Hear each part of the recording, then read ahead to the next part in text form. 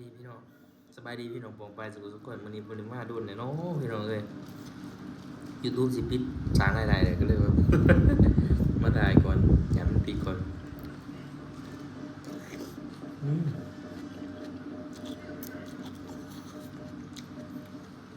เงินปานไปทางยูทูบวันนี้มากินบุญน้ำกะทิโคแซมเลยพี่น้องตลาดจึงมาตลาดอ๋อ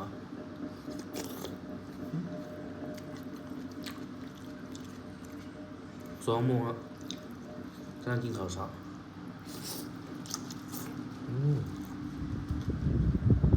มาตื่น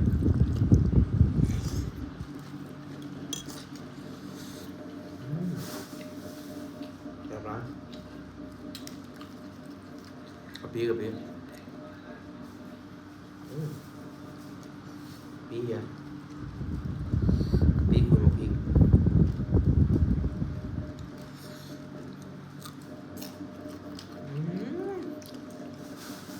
ทางนี้เ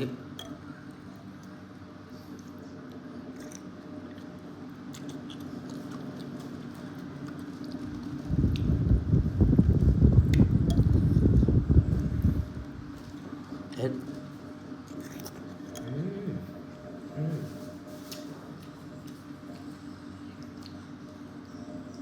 เจอเผ็ด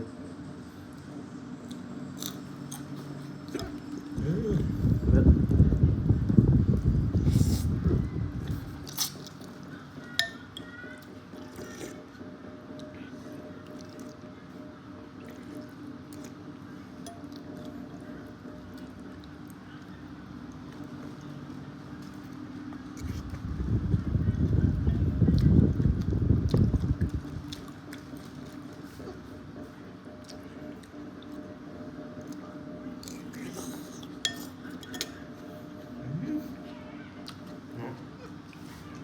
ว่า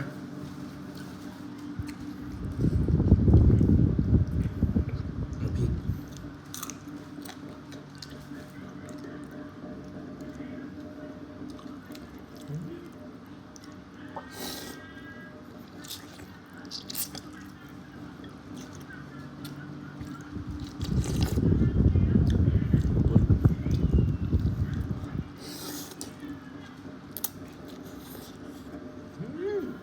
ครับ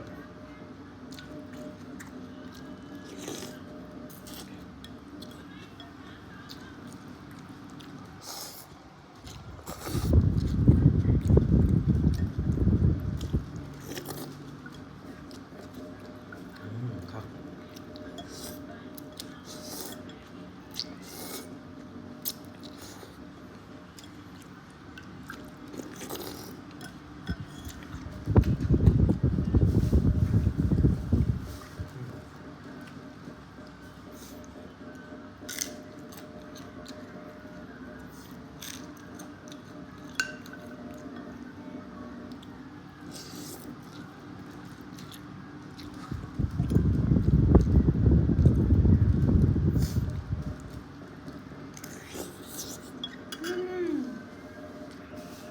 ครับ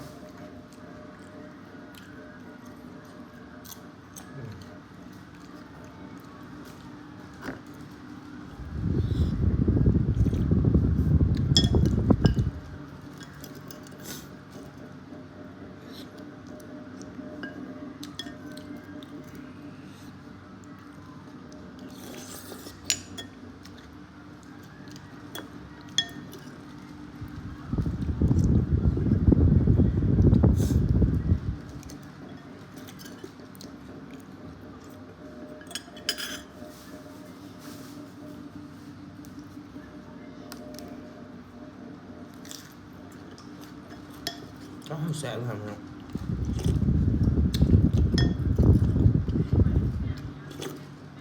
เบิดเลยไปกิน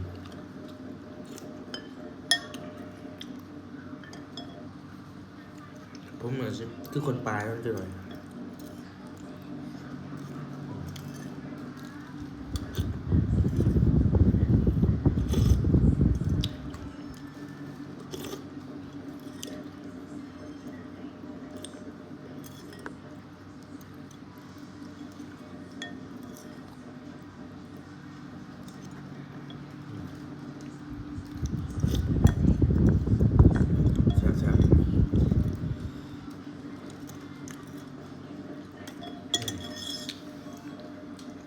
ใจทุกคนมาเบิ่งจนจบ